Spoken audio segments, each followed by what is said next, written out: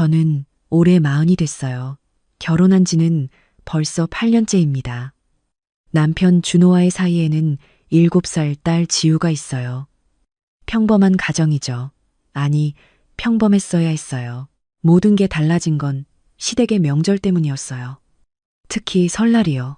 수진아, 올해도 네가 음식 준비 맡아야지. 너 요리 잘하잖아. 시어머니의 말이었어요. 전화기 너머로 들려오는 목소리는 당연하다는 듯 했죠. 이미 7번이나 반복된 일이었으니까요.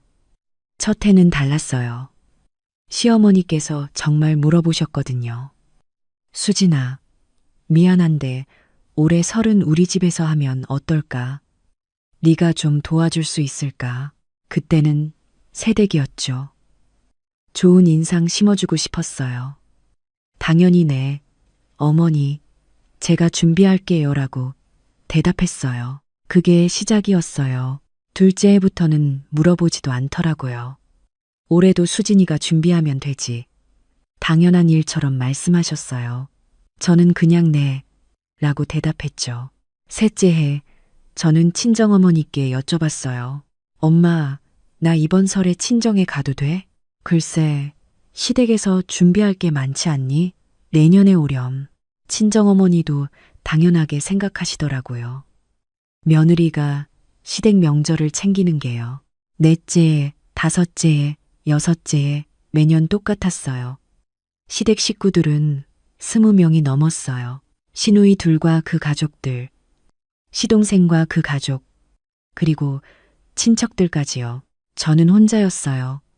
설 전날부터 시작해서 설날 새벽까지 주방에 있었죠.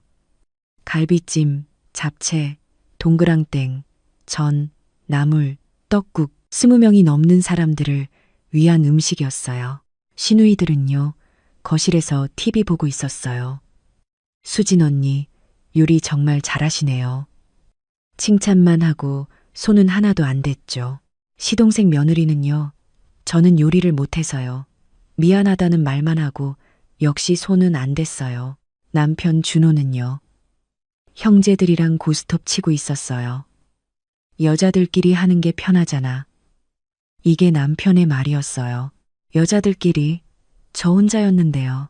7번째 설이 지나고 나서 저는 결심했어요. 8번째 설은 절대 안 하겠다고요. 시어머니가 또 전화하셨어요. 작년 설이 끝나고 딱 한 달 뒤였죠. 수진아, 올해 설 준비는 언제부터 시작할 거니? 작년보다 사람이 더 많을 것 같아. 시삼촌 가족도 오신대. 더 많다고요? 이미 20명 넘는데요? 어머니, 올해는 제가 못할 것 같아요. 처음으로 거절했어요. 조용히, 하지만 단호하게요. 뭐? 왜? 무슨 일 있어? 아니요. 그냥 올해는 친정에 가려고요. 친정은 무슨 친정이야? 시댁이 먼저지. 내 친정엄마한테 내가 전화할까? 협박이었어요. 하지만 저는 이미 각오했었죠. 어머니, 7년 동안 제가 했어요. 올해는 다른 분이 하시면 안 될까요? 다른 분. 누가 해? 민지는 요리 못하고, 서희는 애들 키우느라 바쁘고, 너밖에 없잖아. 시누이 민지는 30대 중반이에요. 요리 못하는 게 아니라 안 하는 거였죠. 시누이 서희는 애 둘 키운다고 하지만, 설날 때는 시댁에 와서 핸드폰만 봤어요. 제가 왜 꼭 해야 하나요? 너는 며느리잖아. 며느리가 당연히 해야지. 며느리면 당연히요. 7년 동안 20명 넘는 사람들 음식을 혼자 만드는 게 당연하다고요. 어머니, 저도 누군가의 딸이에요. 친정에도 가고 싶어요. 그럼 설 전에 다녀오면 되지. 설날은 시댁에서 보내야 하는 거야. 전화를 끊었어요. 논쟁해봤자 소용없다는 걸 알았으니까요. 남편 준호에게 말했어요. 여보, 올해 설은 내가 준비 안 할 거야. 왜? 무슨 일 있어? 7년이야.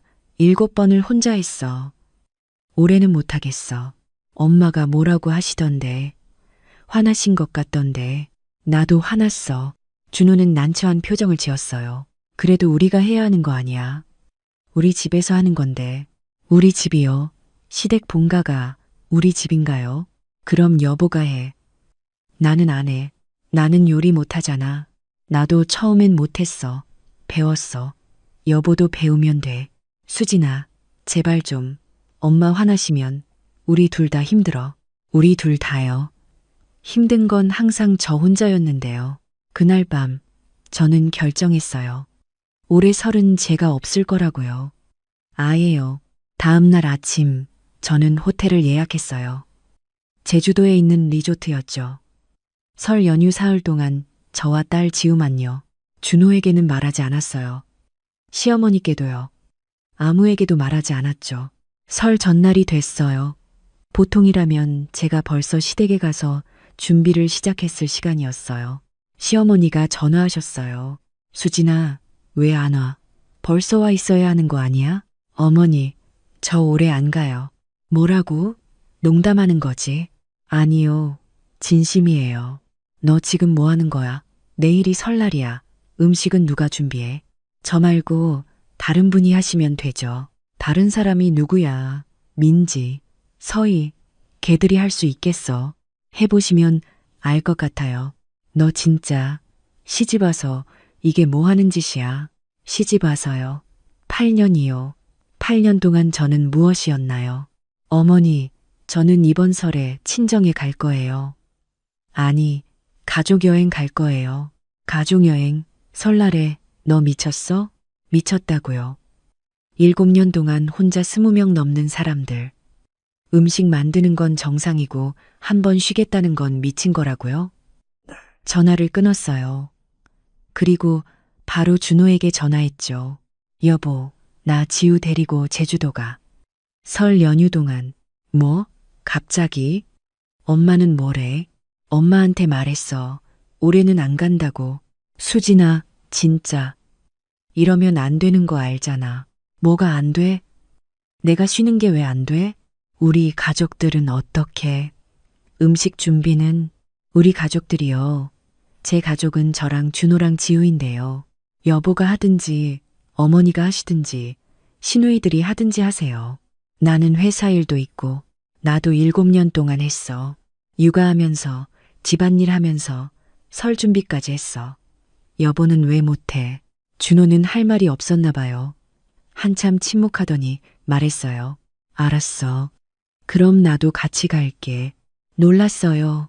진짜로요. 진짜? 응. 엄마한테는 내가 말할게. 올해는 우리 가족끼리 보낸다고. 그 순간 준호가 처음으로 제 편을 들어주는 것 같았어요. 8년 만에요. 하지만 기쁨은 오래가지 않았어요. 1시간 뒤 준호가 다시 전화했거든요. 수진아, 미안한데 나는 못 갈 것 같아. 왜? 엄마가 너무 화나셔서 내가 가면 더 큰일 날 것 같아. 역시나였어요. 준호는 변하지 않았어요. 그래, 알았어. 나랑 지우만 갈게. 수진아, 정말 미안해. 내년에는? 내년이요. 내년에도 똑같을 거예요. 준호는 절대 안 변해요. 설 전날 아침 저는 지우를 데리고 집을 나섰어요. 짐은 이미 싸뒀죠. 조용히 아무 말 없이요. 비행기 안에서 지우가 물었어요. 엄마, 할머니 집 안 가요? 응. 올해는 엄마랑 지우랑 둘이서 제주도 갈 거야. 와, 좋아요. 할머니 집 가면 엄마 맨날 부엌에만 있잖아요. 지우도 알고 있었어요. 제가 명절 때 얼마나 힘들어 하는지요. 제주도 리조트는 아름다웠어요. 바다가 보이는 방이었죠. 저는 처음으로 설날을 편하게 보냈어요. 그런데 전화가 오기 시작했어요. 먼저는 시어머니였어요. 너 어디 있어? 당장 와. 어머니, 저 제주도에 있어요. 뭐? 제주도? 너 정말. 당장 돌아와. 못 가요. 비행기 표도 없어요. 환불 받고 와. 환불 안 돼요. 너 때문에 우리 어떡하라고. 음식은 누가 준비해? 저 때문에요? 7년 동안은 제 희생이 당연했는데 한 번 안 한다니까 제 잘못이라고요? 전화를 끊었어요. 그리고 준호가 전화했어요. 수진아, 엄마가 너무 화나셨어. 제발 돌아와줘. 못 가. 음식은 어떻게? 내가 어떻게 준비해? 배달시키세요. 설날에 배달이 어딨어. 그럼 밖에 나가서 드세요. 식구가 25명인데 어디서 먹어? 25명이요. 올해는 더 늘었나 보네요. 제가 왜 25명 음식을 혼자 준비해야 하나요? 그게 그동안 네가 해왔잖아. 그동안 했으니까 평생 하라고요. 준호는 대답하지 못했어요. 신우이 민지가 전화했어요. 언니, 진짜 안 와요. 우리 어떡해요? 동생이 하면 되죠. 저는 요리 못하잖아요. 배우세요. 하루 만에 어떻게 배워요? 25명 음식을요. 저도 했어요. 7년 동안요. 언니, 너무 하시는 거 아니에요? 이렇게 갑자기. 갑자기요. 저는 7년 동안 신호를 보냈어요. 힘들다고 도와달라고요. 아무도 듣지 않았을 뿐이에요. 신우이 서희도 전화했어요. 새언니, 진짜 제주도 가셨어요? 우리 엄마 너무 화나셔서 쓰러질 것 같아요. 그럼 병원 모시고 가세요. 음식은 진짜 어떡해요? 우리 다 굶어요. 외식하세요. 아이들은요. 조카들 설날 음식 먹고 싶어 하는데요. 조카들이요. 제 딸 지우도 엄마랑 설날 보내고 싶어 했는데 그건 중요하지 않았나요? 전화를 끊었어요. 그리고 전화가 미친 듯이 오기 시작했어요. 시어머니, 준호, 시누이들, 시동생, 심지어 시아버지까지요. 핸드폰을 확인해 보니 벌써 50통이 넘었어요. 그리고 계속 울렸죠. 저는 핸드폰을 무음으로 바꿨어요. 지우랑 바다를 보러 갔죠. 설날 아침이었어요. 핸드폰을 켜보니 150통이 넘는 부재중 전화가 있었어요. 메시지도 100개가 넘었죠. 시어머니, 당장 전화해라. 준호, 수진아 제발 전화 좀 받아. 민지, 언니 우리 진짜 어떡해요? 서희, 새언니 엄마가 우시고 계세요. 그리고 준호의 마지막 메시지가 있었어요. 수진아, 우리 다 편의점에서 컵라면 먹었어. 25명이. 엄마가 울고 계셔. 제발 전화 좀 해줘. 편의점 컵라면이요. 25명이요. 처음에는 미안했어요. 그런데 곧 깨달았죠. 왜 제가 미안해해야 하나요? 7년 동안 저는 혼자서 20명이 넘는 사람들 음식을 만들었어요. 설 전날부터 설날 새벽까지 주방에서만 있었죠. 시누이들은 TV 봤어요. 시동생은 고스톱 쳤어요. 준호도 같이 고스톱 쳤죠. 아무도 저를 도와주지 않았어요. 아무도 수고했어. 고마워라는 말을 하지 않았어요. 당연하게 생각했죠. 며느리니까, 제가 요리를 잘하니까요. 그런데 제가 한 번 안 했다고, 한 번 쉬었다고, 저보고 너무하다고요. 지우와 함께 맛있는 아침을 먹었어요. 리조트 뷔페였죠. 지우가 말했어요. 엄마, 명절이 이렇게 좋은 거였어요? 할머니 집에서는 맨날 엄마 얼굴도 못 봤는데 그 말이 가슴에 박혔어요. 제 딸은 명절 때마다 엄마 얼굴을 보지 못했어요. 엄마는 부엌에만 있었으니까요.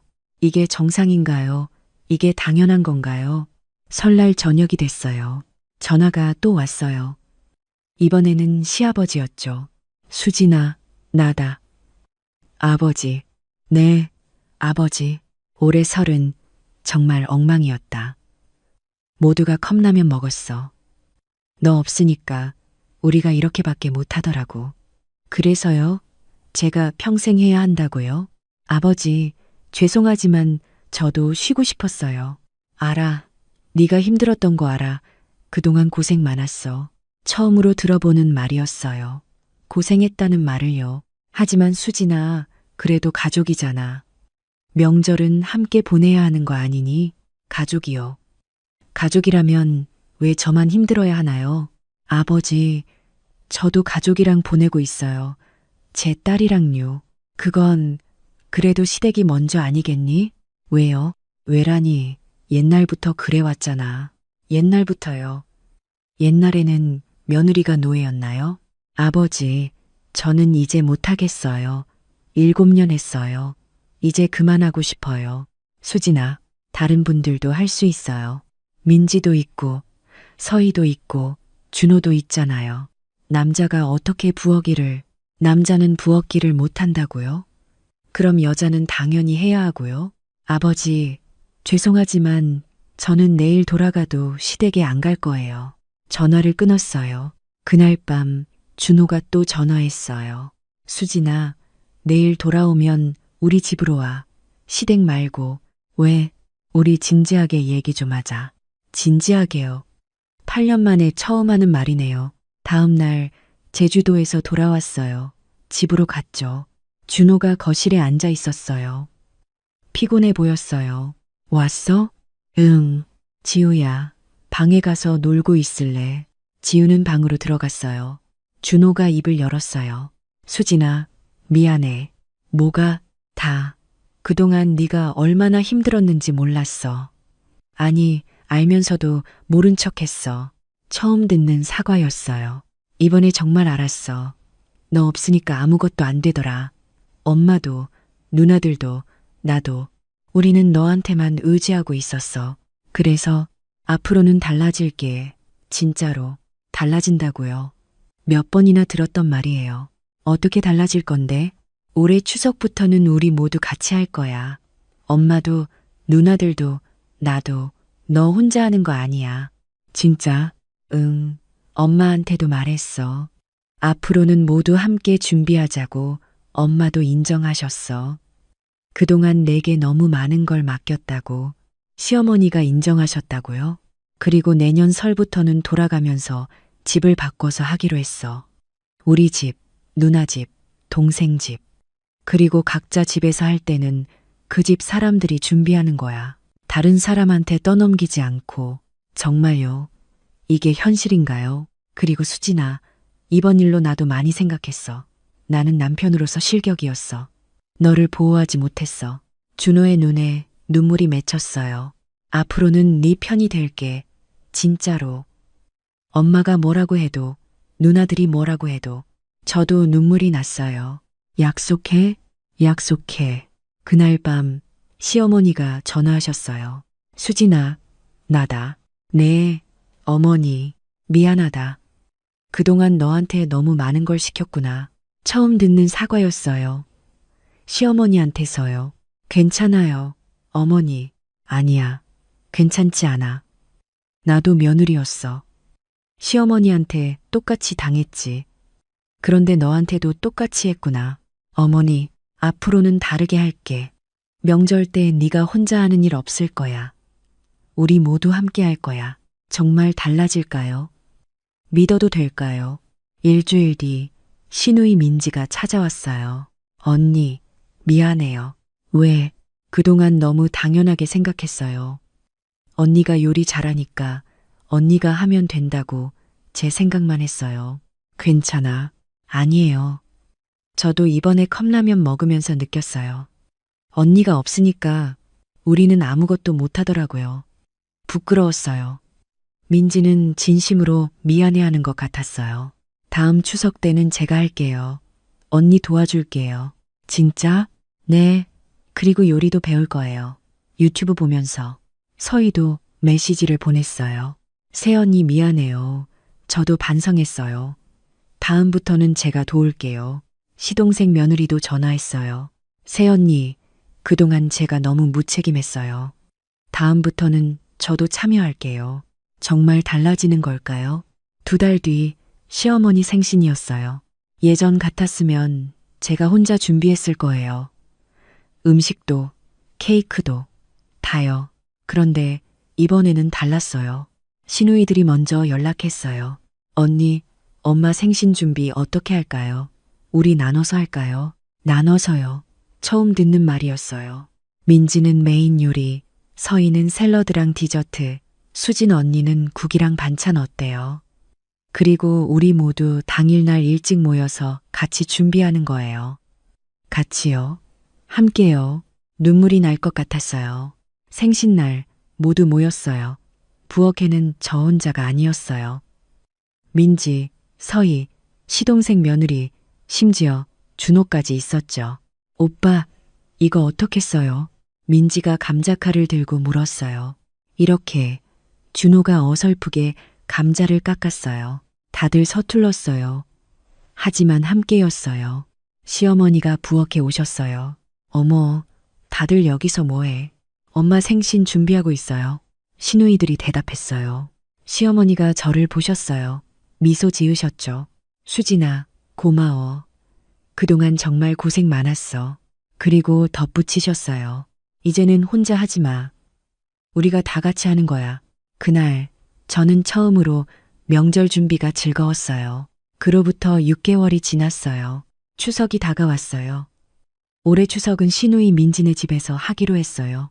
며칠 전 민지가 전화했어요. 언니, 저 진짜 떨려요. 제가 메인으로 준비하는 거 처음이에요. 괜찮아. 우리 다 같이 도와줄게. 진짜요. 언니도 와줄 거예요. 당연하지. 우리 가족인데. 가족이요. 이제는 진짜 가족 같았어요. 추석 전날 민지네 집에 모였어요. 이번에는 남자들도 참여했어요. 준호, 시동생, 심지어 시아버지까지요. 아빠, 이거 어떻게 해요? 시동생이 물었어요. 글쎄다. 나도 처음이야. 시아버지가 웃으시며 대답하셨어요. 우리 유튜브 보면서 해볼까요? 다 같이 핸드폰을 보면서 요리를 배웠어요. 웃음소리가 가득했죠. 시어머니가 제 옆에 오셨어요. 수진아, 이번 설날 일은 정말 잘한 거였어. 네? 네가 그렇게 하지 않았으면 우리는 계속 몰랐을 거야. 너한테만 의지하고 너만 힘들게 하고. 시어머니가 제 손을 잡으셨어요. 고마워. 그리고 미안해. 진심이야. 저는 시어머니를 안아드렸어요. 처음이었어요. 그날 밤 준호가 물었어요. 수진아, 후회해? 뭘? 그때 제주도 간 거. 아니, 전혀. 나도. 그때 네가 가지 않았으면 우리는 절대 안 변했을 거야. 응, 사랑해, 수진아. 그리고 존경해. 준호가 저를 안았어요. 지우가 방에서 나왔어요. 엄마, 이제 명절 때 엄마 얼굴 많이 볼 수 있어요? 그럼 이제는 다 같이 하니까. 좋아요. 명절이 이제 좋아졌어요. 지우가 저희 둘을 안았어요. 그렇게 우리 가족은 달라졌어요. 150통의 전화, 편의점 컵라면, 그리고 조용한 제주도 여행. 그것이 변화의 시작이었어요. 때로는 말보다 행동이, 대답보다 침묵이 더 강력하다는 걸 배웠어요. 그리고 가장 중요한 건 나 자신을 존중해야 다른 사람들도 나를 존중한다는 거였어요. 7년 동안 저는 참았어요. 며느리니까, 요리를 잘하니까, 가족이니까. 하지만 그 참음은 제게도 가족에게도 도움이 되지 않았어요. 8번째에 저는 멈췄어요. 조용히, 하지만 단호하게요. 그리고 모든 게 달라졌어요. 지금 제 인생은 훨씬 나아졌어요. 명절이 더 이상 두렵지 않아요. 왜냐하면 이제는 혼자가 아니니까요. 우리 모두 함께니까요. 그리고 무엇보다 제 딸 지우가 명절을 좋아하게 됐어요. 엄마 얼굴을 볼 수 있으니까요. 이제 저는 말할 수 있어요. 며느리라는 이유로 모든 걸 감수할 필요는 없어요. 가족이라는 이유로 희생만 강요받을 필요도 없어요. 내가 나를 존중해야 다른 사람들도 나를 존중해요. 그리고 때로는 조용한 반란이 가장 큰 변화를 만들어요. 150통의 전화가 증명했듯이요. 핸드폰 화면을 바라봤습니다. 서랍 안쪽 깊숙이 넣어뒀던 봉투가 생각났어요. 2달 전에 써둔 것이었습니다. 언젠가 이런 날이 올 거라는 걸 알고 있었거든요. 그날 오후 2시, 저는 그 봉투를 가방에 챙겨 넣고 사장님 방문을 두드렸어요. 그 이후로 회사에서 걸려온 전화가 38통이었습니다. 하반기 신제품 출시가 한 달 앞인데 담당자가 없다고요. 올해 들어 제일 큰 계약건 납품 일정이 안 잡힌다고요. 제 이름은 김수아입니다. 올해 40이에요. 뷰티랩이라는 화장품 브랜드 회사에서 11년을 일했습니다. 처음엔 제품 기획팀 막내로 들어갔고 나올 때는 브랜드 개발 본부장이었어요. 아니, 이었습니다. 뷰티랩은 경기도 판교에 있는 화장품 ODM 겸 자체 브랜드 회사예요. 중소 로드숍이나 온라인 브랜드에 OEM으로 납품하면서 동시에 자체 스킨케어 라인을 운영하는 곳이었죠. 제가 입사했을 때 직원이 18명이었어요. 사장님이 직접 원료 거래처 미팅을 다니고 저는 신입이라 경쟁사 제품 벤치마킹부터 포장재 단가 협상 보조까지 안 해본 게 없었습니다. 입사 5달째 되던 해 겨울이었어요. 저희 자체 브랜드 수분크림 라인이 처음으로 올리브영에 입점 제안을 받았을 때였는데 담당 MD가 요구한 조건이 기존 납품 단가 대비 18% 낮은 가격이었어요. 사장님은 마진이 안 나온다고 포기하려 하셨죠. 저는 그날 밤 혼자 남아서 원가 구조를 다시 뜯어봤습니다. 포장재를 단일 사양으로 통일하고 원료 발주량을 2배로 늘리면 단가를 맞출 수 있다는 걸 찾아냈어요. 다음날 아침 보고서를 드렸더니 사장님이 잠깐 저를 보셨어요. 수아 씨, 이걸 혼자 했어요? 네. 숫자가 맞는지 한번 확인해 주세요. 사장님이 고개를 끄덕이셨어요. 그리고 짧게 말씀하셨죠. 이 사람은 숫자를 이해하는 사람이네. 그 말 한마디가 제 11년을 만들었습니다. 저는 이 일이 진짜로 좋았어요. 화장품이라는 게 단순히 얼굴에 바르는 게 아니라 누군가의 아침 루틴이고 누군가의 자기 관리이고 어떤 날엔 누군가에게 조금의 자신감이 되는 거잖아요. 저는 그게 좋아서 퇴근 후에도 드럭스토어를 돌았어요. 소비자들이 어떤 제품 앞에서 손을 멈추는지, 어떤 텍스처 설명에 눈이 가는지 보려고요. 한 달에 한 번씩 20대 여성 소비자 2~3명을 직접 만나서 사용 후기를 들었는데 그게 어떤 리서치 보고서보다 도움이 됐습니다. 4년째 되던 해에 제가 처음 단독으로 기획한 제품이 나왔어요. 고농축 히알루론산 세럼이었는데 용량 대비 가격 구조를 잡는 게 핵심이었습니다. 저는 경쟁사 제품 12개를 사서 직접 테스트했고 텍스처와 흡수감에 집착했어요. 출시 2달 만에 올리브영 세럼 카테고리 주간 판매 3위에 올랐습니다. 그때 처음으로 사내 보고서에 제 이름이 올라갔어요. 제품 기획팀 김수아 대리. 회사는 계속 커갔어요. 제가 구축한 제품 기획 체계 위에서 팀이 돌아갔고 제 팀원 중 넷이 팀장이 됐어요. 직원 18명이 80명이 됐고 다시 160명이 됐습니다. 연 매출이 제가 입사했을 때 11억이었는데 작년엔 190억을 넘었어요. 물론 혼자 한 건 아닙니다. 그래도 기본 설계는 제가 했어요. 남편은 인테리어 설계 사무소를 운영하는 사람이에요. 저희보다 규모는 작지만 자기 이름을 걸고 일하는 사람이죠. 토요일에 현장이 있는 날이 많아서 주말에 함께하는 시간이 적었는데 한 번도 뭐라고 한 적이 없었어요. 한 번은 마트에서 저희 제품이 진열된 걸 봤다며 사진을 찍어서 보내왔어요. 그냥 문자 하나에 찍은 사진 한 장이었는데 그 문자가 몇 번이고 생각났어요. 그게 저를 오래 붙잡고 있었는지도 모르겠습니다. 3년 전이었어요. 사장님이 저를 따로 부르셨습니다. 수아 씨, 제 딸 예진이 알죠? 알고 있었어요. 파리 이스모드에서 패션 마케팅을 전공하고 해외 럭셔리 브랜드에서 1년 인턴을 마친 후 돌아왔다는 이야기를 들었거든요. 이번에 우리 회사에 합류하기로 했어요. 아직 현장을 몰라서 수아 씨가 좀 옆에서 봐주면 좋겠는데. 알겠습니다. 사장님 딸은 처음부터 브랜드 전략이사 직함을 달고 들어왔어요. 저보다 9살 어렸습니다. 솔직히 말씀드릴게요. 이 업계는 현장이에요. 올리브영 MD가 어떤 시즌에 어떤 카테고리를 밀어주는지, 무신사 뷰티탭에서 소비자 유입 경로가 어떻게 달라지는지, 원료 수급 이슈가 생겼을 때 어떻게 대응하는지, 이건 강의실에서 배울 수 있는 게 아니에요. 이사님은 처음에 제품 기획 회의에 들어오셔서 메모를 하셨는데 나중에 보니 기초 용어들을 헷갈려 하셨어요. OEM이랑 ODM 차이도 처음엔 잘 모르셨더라고요. 한 번은 무신사 뷰티 담당 MD와 미팅이 있었어요.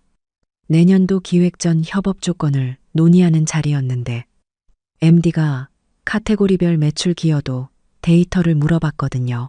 이사님이 대답하셨어요. 저희 브랜드는 단순한 수치보다 무드와 방향성이 중요합니다. 감도 높은 소비자들을 위한 포지셔닝이 핵심이에요. MD 표정이 딱딱해졌어요. 그건 질문에 대한 답이 아니었으니까요. 저는 바로 끼어들었습니다.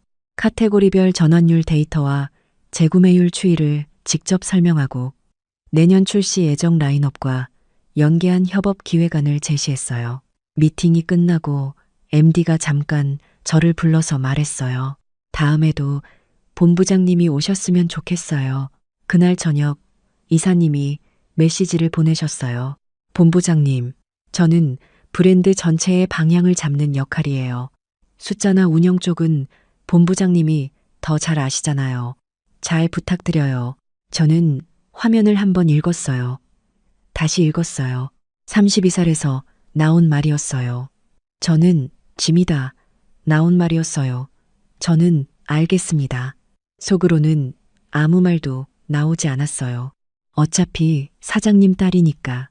제가 성과를 내면 회사가 좋아지고 회사가 좋아지면 결국 저도 좋아지는 거라고 생각하면서 버텼습니다. 2년 전 일이에요. 제가 큰 계약을 하나 따냈습니다. 컬리뷰티의 자체 브랜드 전용 라인업을 연간 독점 공급하는 계약이었어요. 계약 금액이 37억이었고 우리 회사 역사상 단일 플랫폼 최대 규모 계약이었습니다. 저는 거기까지 가는데 9개월이 걸렸어요. 처음엔 담당 MD가 저희를 그냥 중소 브랜드로 봤거든요.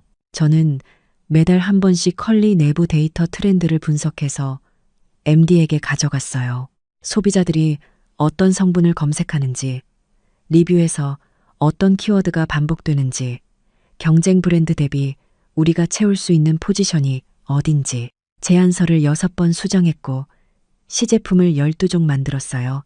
경쟁 브랜드가 5곳이었는데 저희가 선정됐습니다. 임원회의에서 사장님이 말씀하셨어요. 이번 컬리 계약은 수아 씨 덕분이에요.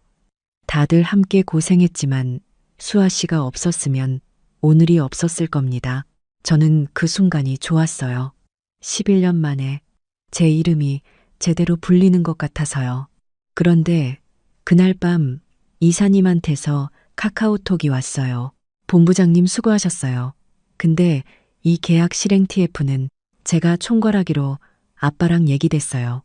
본부장님은 제품 개발 실무 지원해 주시면 될 것 같아요. 저는 화면을 내려놨다가 다시 들었어요. 다시 읽었어요. 또 한 번 읽었어요. 9개월을 혼자 끌어온 계약인데 총괄은 이사님이고 저는 지원이라고요. 그날 밤 남편이 늦게 들어왔어요. 거실 불도 켜지 않고 소파에 앉아있는 저를 봤죠. 아무 말 없이 옆에 와서 앉았어요. 그것만으로 충분했습니다. 저는 다음 날도 출근했어요. 박 팀장이랑 팀원들이 있었으니까요. 제가 없으면 그 사람들이 더 힘들어지니까요. 2달 전이었어요. 전사 메일이 왔습니다. 다음 달 12일 창립 11주년 기념식이 진행됩니다. 전 직원 참석 필수이며 중요한 인사 발표가 있을 예정입니다.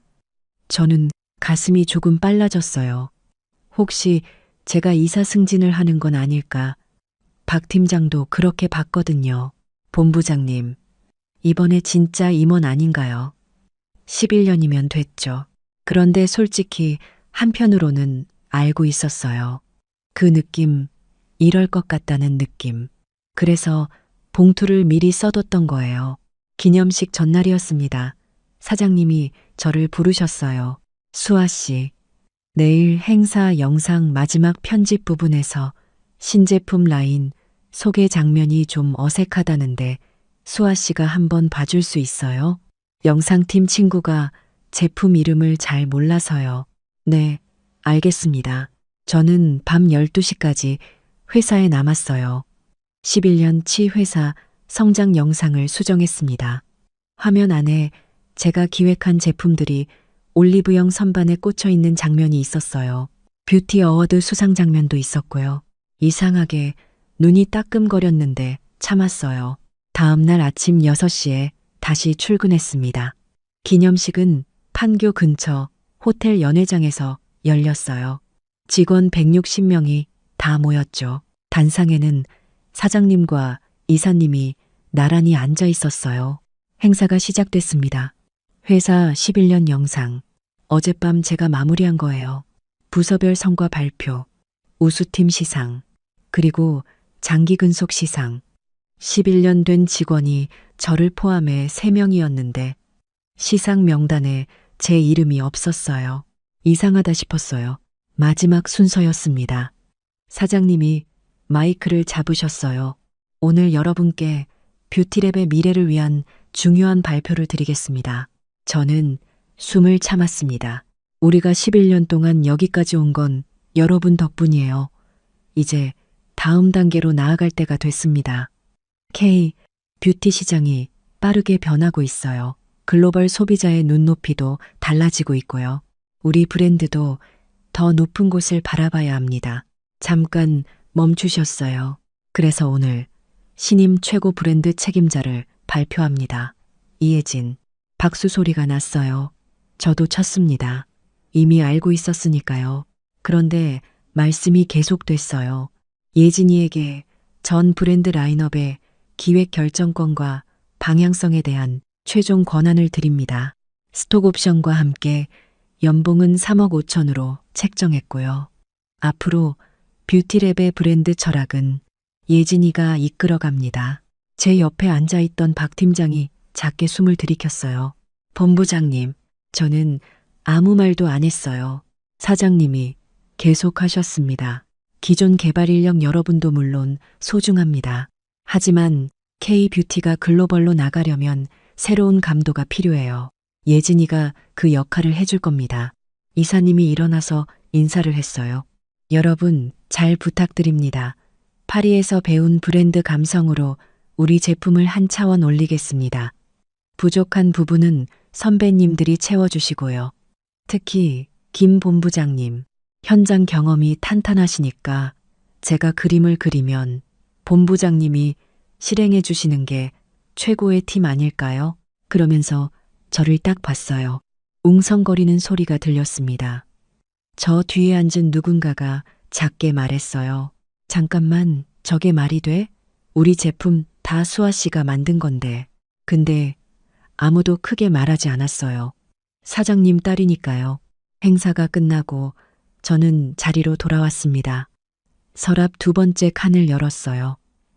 2달 전에 미리 써둔 봉투가 있었습니다. 예감이 맞았던 거예요. 오후 2시, 저는 봉투를 가방에 넣고 사장님 방문을 두드렸어요. 들어와요. 사장님, 드릴 말씀이 있습니다. 오, 수아 씨. 어젯밤에 영상 마무리해줘서 고마워요. 다들 잘 됐다고 하던데. 저는 봉투를 꺼냈습니다. 이거 받아주세요. 뭐예요? 사직서입니다. 사장님 표정이 굳었어요. 수아 씨, 갑자기 무슨 소리예요? 오늘 발표 때문에 그러는 거예요? 아니요.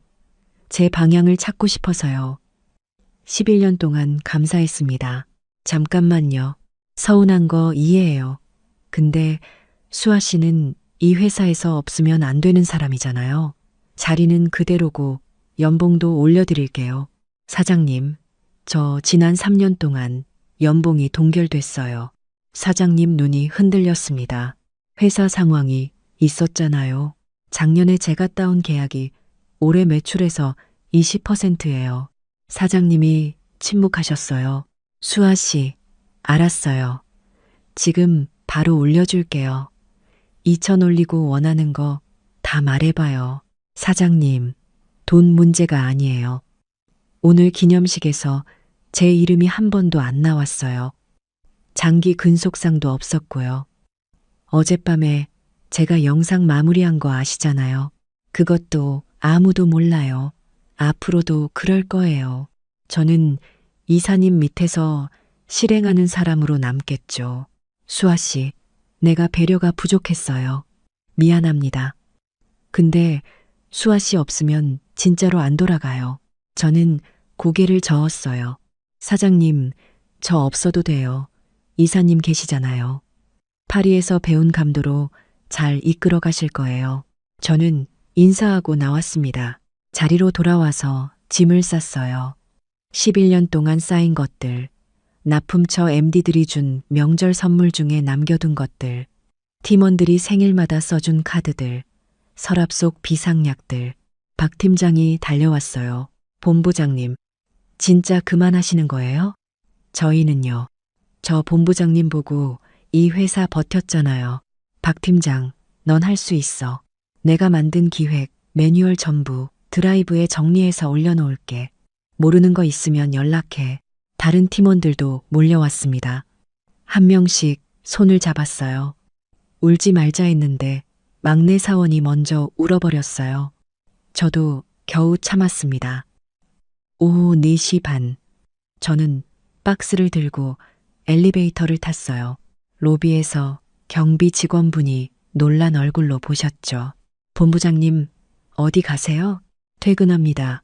집에 왔어요.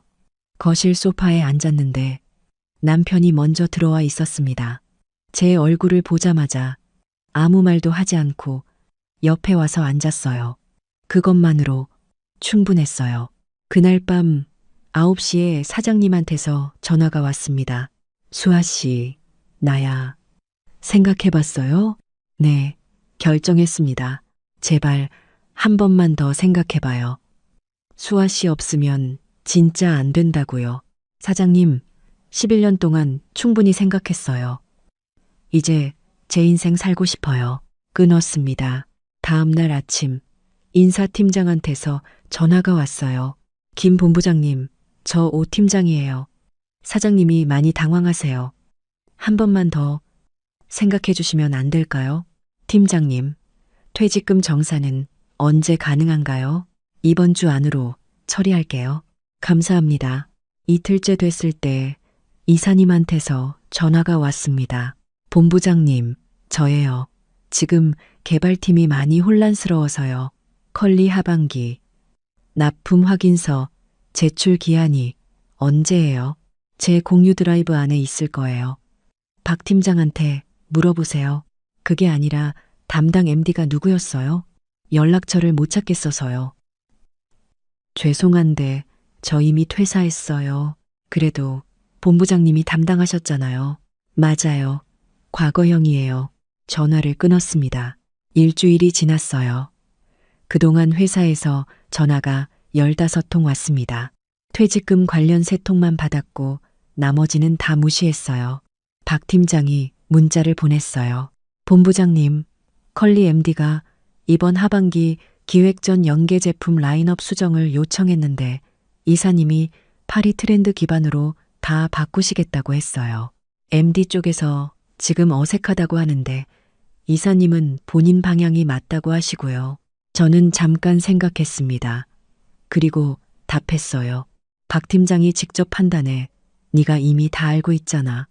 데이터 들고 이사님께 다시 말씀드려봐. 그게 제가 해줄 수 있는 전부였어요. 열흘째 됐을 때 사장님한테서 또 전화가 왔습니다. 수아 씨, 한 번만 만나요. 밥이라도. 사장님, 만나도 제 답은 같아요.